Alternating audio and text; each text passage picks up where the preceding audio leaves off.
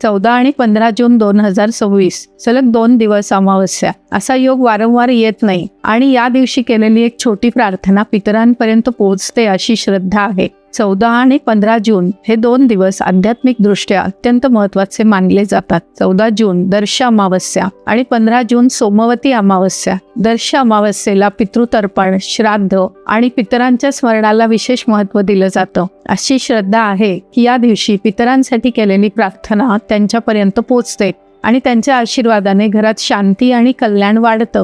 या दिवशी एक विशेष उपाय सांगितला जातो. 14 जूनला दुपारी 12 ते 12:30च्या दरम्यान एका द्रोणात ताजा भात, दही आणि काळे तीळ ठेवून पितरांना नैवेद्य दाखवावा आणि मनापासून प्रार्थना करावी की आपल्या पितरांना सद्गती लाभो आणि सर्वांचे कल्याण हो. त्यानंतर येते 15 जून सोमवती अमावस्या.